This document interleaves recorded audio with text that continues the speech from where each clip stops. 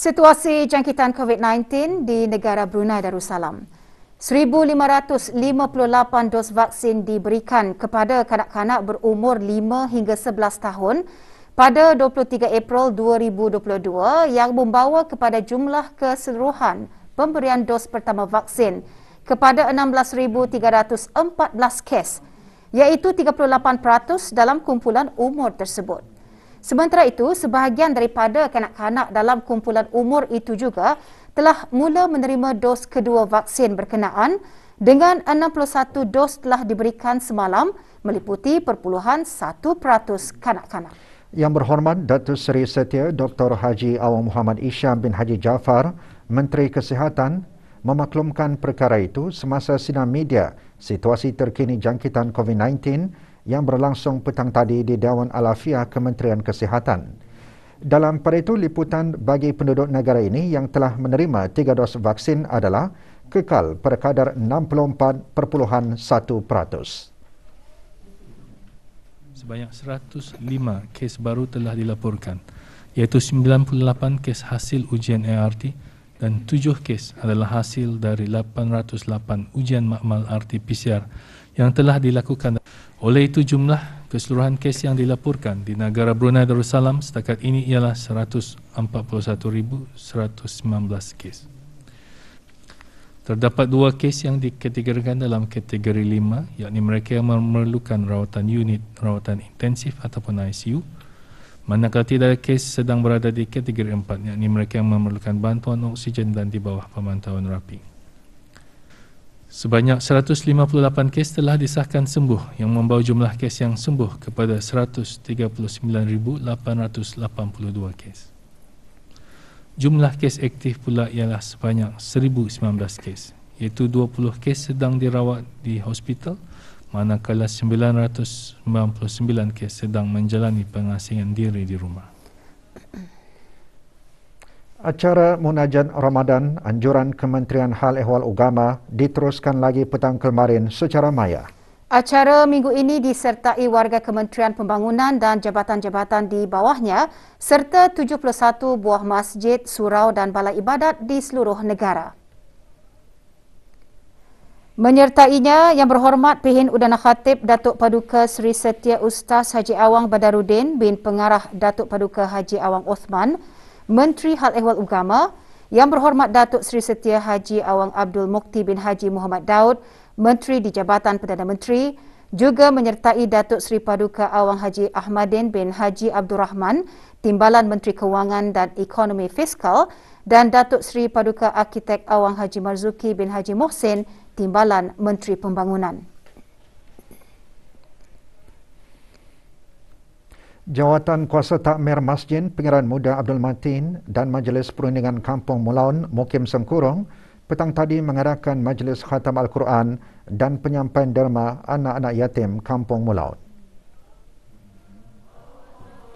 Hadir Yang Berhormat Pihin Udana Khatib Datuk Paduka Seri Setia Ustaz Haji Awang Badaruddin bin Pengarah Datuk Paduka Haji Awang Osman, Menteri Hal Ehwal Agama. Majlis dimulakan dengan bacaan surah Duha hingga surah An-Nas secara beramai-ramai oleh peserta tadarus. Majlis diselajurkan dengan penyampaian derma kepada 17 orang anak-anak yatim Kampung Mulaun.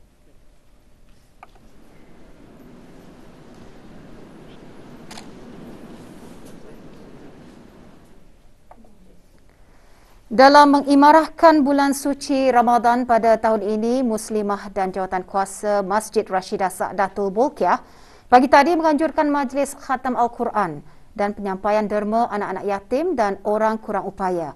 Majlis diadakan di masjid berkenaan Kampung Sungai Akar. Hadir Yang Berhormat Major Jeneral Bersara Datuk Paduka Seri Awang Haji Aminuddin Ehsan, Datuk Paduka Seri Awang Haji Aminuddin Ehsan bin Pihin Orang Kaya Saiful Muluk Datuk Seri Paduka Haji Abidin, Menteri Kebudayaan Belia dan Sukan. 34 orang anak yatim dan 10 orang kurang upaya menerima sumbangan derma pada majlis ini. Sementara itu, 13 orang anak yatim kawasan Kampung Delima dan sekitarnya menerima derma dari Surau Maktab Teknik Sultan Saiful Rijal yang disampaikan oleh Menteri Kebudayaan Belia dan Sukan. Majlis diselajurkan dengan Majlis Khatam Al-Quran.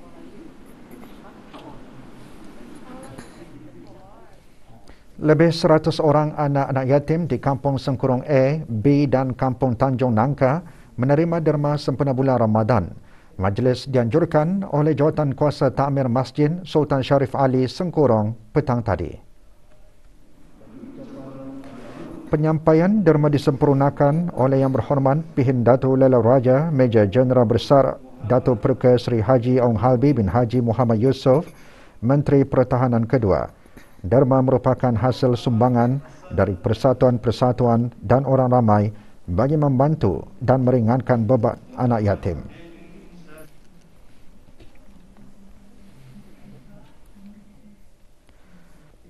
Enam 60 kes kebakaran berpunca daripada bebanan penggunaan elektrik yang berlebihan atau daripada peralatan pengguna.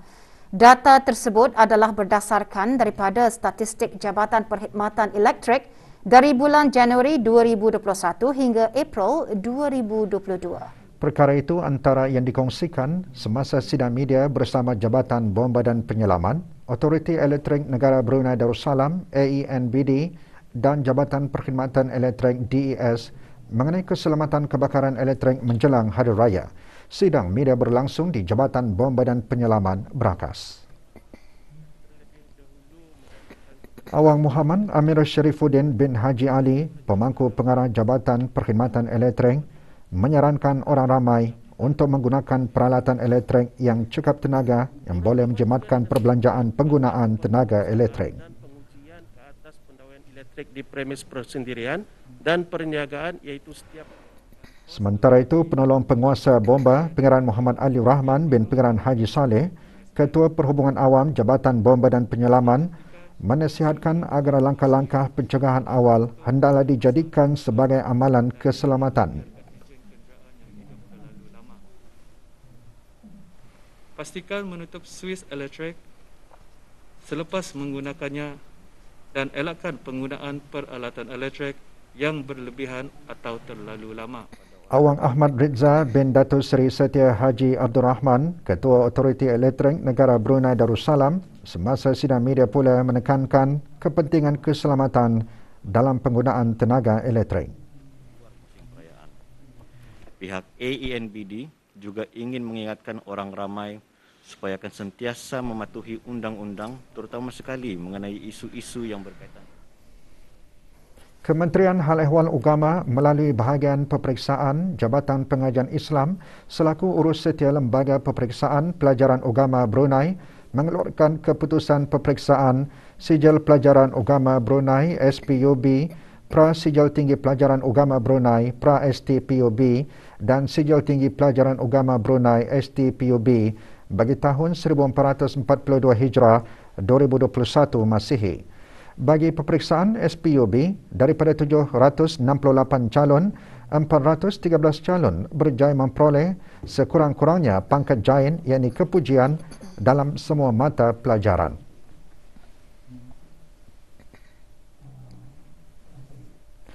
Sementara itu, 655 calon memperoleh sekurang-kurangnya 3 pangkat jain yakni kepujian dalam mata pelajaran yang diduduki. Daripada jumlah ini, 129 calon berjaya memperoleh grade 6 hingga 8. Bagi peperiksaan pra-STPUB, daripada 289 calon pra-U1 yang menduduki peperiksaan ini, 288 calon memperoleh sekurang-kurangnya 1 pangkat jain yakni kepujian. 199 calon berjaya memperoleh sekurang-kurangnya pangkat jain yakni kepujian dalam semua mata pelajaran. Ini menunjukkan peningkatan sebanyak 2.45% daripada pencapaian calon pada tahun 2020. Sementara itu, bagi peperiksaan STPUB, daripada 258 orang calon menduduki peperiksaan ini, 241 calon lulus. Manakala 41.09% calon memperoleh pangkat mumtaz yakni cemerlang. Selain keputusan bagi peperiksaan-peperiksaan tersebut boleh didapati mulai esok 25 April 2022 di sekolah masing-masing atau di pejabat bahagian peperiksaan Jabatan Pengajian Islam bagi calon persendirian. Sementara itu, bagi calon yang lolos dalam peperiksaan SPOB dan berminat untuk meneruskan pengajian ke peringkat Prayu di Sekolah Menengah Arab Lelaki Hasanal Bolkiah, bolehlah mengambil borang pendaftaran kemasukan mulai hari Selasa 26 April 2022 pukul 8.30 pagi. Tarikh akhir bagi mengembalikan semula borang ialah pada hari Sabtu 30 April 2022.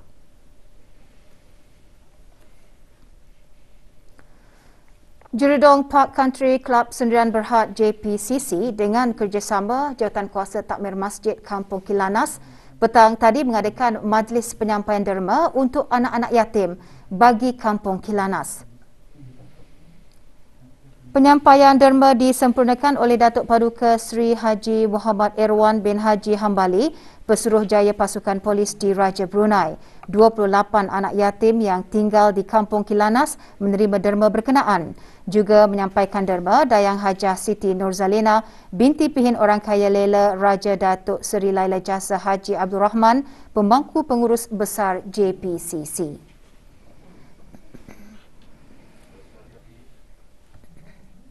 Tiga 30 orang anak yatim diraikan dalam majlis berbuka puasa anjuran Suruhanjaya Tinggi Malaysia ke negara Brunei Darussalam. Majlis diadakan petang kemarin di Dewan Serbaguna Suruhanjaya Tinggi Malaysia dengan kerjasama Program Kerjasama Teknikal Malaysia MTCP. Majlis penyerahan sumbangan disempurnakan oleh Tuan Yang Terutama Datuk Raja Reza bin Raja Zaib Shah, Pesuruhjaya Tinggi Malaysia ke negara Brunei Darussalam, kepada anak-anak yatim dari Kampung Panca Delima, Kampung Orang Kaya Besar Imas, Kampung Pulai dan Kampung Anggrek Desa. Sumbangan dari warga kerja Suruhanjaya Tinggi Malaysia, RHB Bank Brunei dan Petronas Carigali Brunei Limited dihasrat membantu persiapan kepada penerima menjelang Hari Raya Aidilfitri.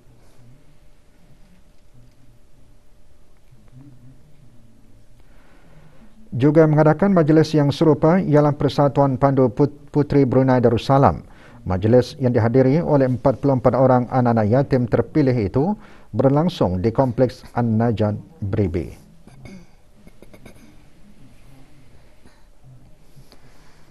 Dalam memberi sokongan padu kepada mu'alaf untuk menyedari keutamaan dan kepentingan mempelajari membaca Al-Quran sebagai umat Islam, Persatuan Nurul Islam bersama Bahagian Pembangunan Pusat Dakwah Islamiah mengadakan majlis khatam Al-Quran bagi para mu'alaf sebagai aktiviti tahunan semasa bulan Ramadan. Majlis berlangsung petang tadi di Masjid As-Salihin. Hadir Awang Abdul Aziz bin Haji Abdul Kahar, penolong pengarah Pusat Dakwah Islamiah. Majlis dihasrat dapat memberi galakan kepada para mu'alaf untuk menyemarakkan bulan Ramadan dengan tadarus Al-Quran agar dapat menanamkan semangat, tekun dan sabar dalam mempelajari pembacaan Al-Quran.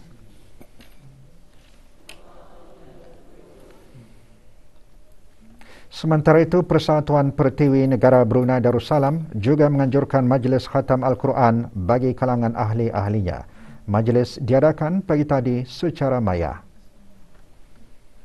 Antara yang menyertai Datin Haja Dayang Siti Hajar binti Pihin Orang Kaya Seri Setia, Datuk Peruka Haji Awang Muhammad Yusof yang dipertua Persatuan Pertiwi dan ahli-ahli persatuan dari semua daerah. Majlis umpamanya dihasran menyamai dapat budaya membaca Al-Quran dalam kalangan ahli-ahli Persatuan Pertiwi dan mengamalkan ajaran-ajarannya sebagai amalan harian untuk memohon keredaan Allah lebih-lebih lagi dalam bulan suci Ramadan ini.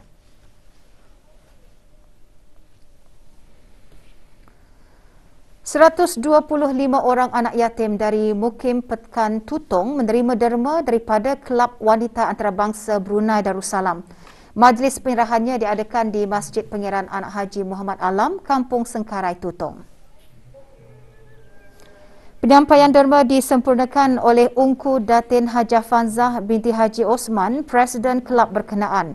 Sumbangan dihasrat dapat menampung perbelanjaan anak-anak yatim dalam bulan suci ini di samping memberi keceriaan kepada anak-anak yatim sebagai persediaan Aidilfitri yang akan menjelang.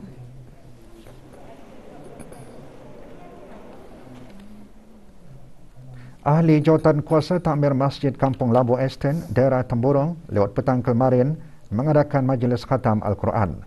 Majlis yang diungkayahkan dengan kerjasama Majlis Perundingan Kampung Labu Estate itu diadakan di masjid berkenaan. Majlis antara lain bertujuan bagi meningkatkan mutu bacaan Al-Quran dan mengeratkan hubungan silaturahim. Majlis diselajurkan dengan penyampaian sijil dan cenderahati kepada peserta khatam oleh Awang Haji Yusli bin Haji Asli, Pegawai Hal Ehwal Masjid. Ia juga diteruskan dengan penyampaian sumbangan kepada beberapa orang asnaf yang terpilih disempurnakan oleh Awang Haji Sulaiman bin Haji Nasir, Ketua Kampung Labu Estate dan piasau-piasau.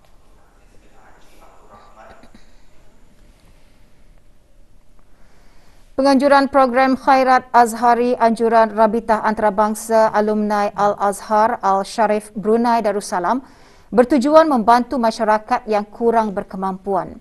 Sehubungan itu, pagi tadi diadakan penyerahan sumbangan melalui projek tersebut di keempat-empat daerah. Di daerah Belait, sumbangan disampaikan oleh Datuk Seri Setia Haji Abdul Aziz bin Orangkaya Baharaja Lela Haji Yusof, Rais Jawatan Kuasa Eksekutif Rabitah kepada 6 orang penerima. Manakala di daerah Tutong, 6 penerima menerima sumbangan yang disampaikan oleh Dr. Haji Nur Arfan bin Haji Zainal, Naib Rais Rabitah.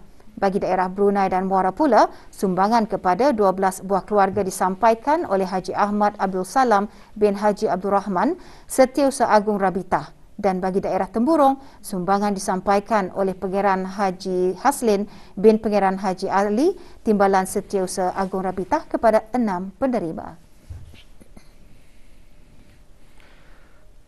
Persatuan Jururawat Negara Brunei Darussalam Penjuru mengadakan program Jejak Kasih Ramadan dengan mengunjungi 13 buah rumah bekas jururawat dan bidan yang memerlukan bantuan bersempena bulan Ramadan.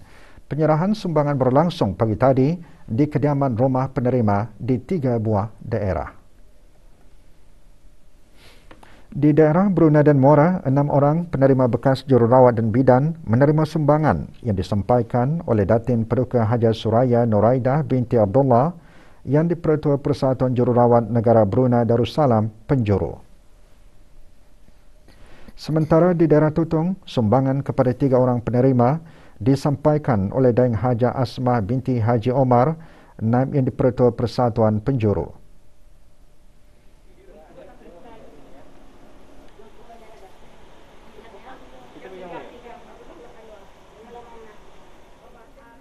Manakala 4 orang bekas jururawat dan bidan di daerah lain menerima sumbangan yang disampaikan oleh Daeng Haja Siti Halimah binti Muhammad Tahir, Ketua Bahagian Sosial dan Kebajikan Persatuan Jururawat Negara Brunei Darussalam. Walafiat kembali insya-Allah. Saya amat bersyukur dan berterima kasih di atas sumbangan dan perhatian Persatuan Jururawat Negara Brunei Darussalam. Sementara itu, Pusat Pakar Pantai Jerudong PJSC melalui Jawatan Kuasa Ibadah Friendly Hospital dengan kerjasama Jabatan Kerja Sosial Perubatan PJSC hari ini menyerahkan sumbangan ke beberapa lokasi di kesemua daerah di negara ini sempena bulan Ramadan. Tahun ini, 23 orang pesakit di bawah Jabatan Kerja Sosial Perubatan menerima derma berkenaan. Penyampaiannya disempurnakan oleh Awang Haji Mazrul Adimin bin Haji Awang Besar, Pengarah Eksekutif PJSC serta para pegawai kanan pengurusan yang lain. Kira-kira 60 orang sukarelawan terdiri dari pihak pengurusan kanan, ketua-ketua jabatan, profesional kesihatan dan kaki tangan menyertai penyerahan sumbangan berkenaan.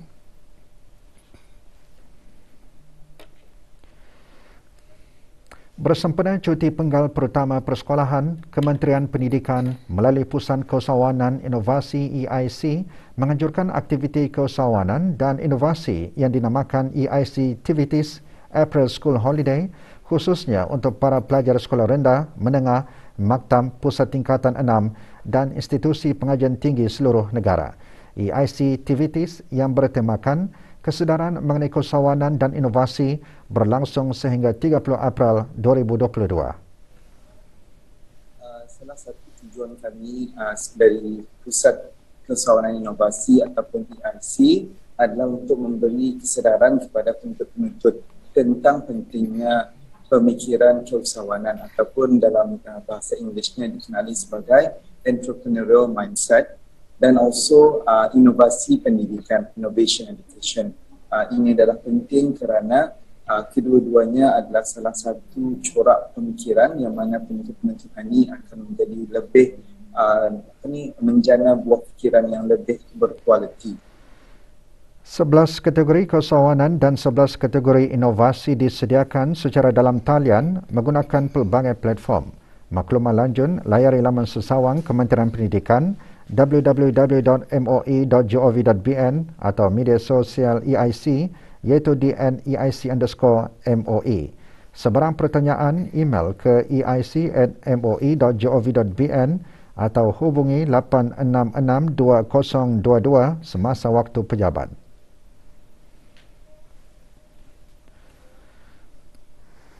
Beberapa kesalahan didapati semasa operasi sepadu pencegahan jenayah hari ini yang menyasarkan beberapa buah rumah penginapan dan kediaman di kawasan Kampung Belais, daerah Temburong. Semasa operasi, satu kesalahan dicatatkan di bawah Akta Ugama dan Penyiasatan telah diambil alih oleh bahagian penguatkuasa Ugama daerah Temburong.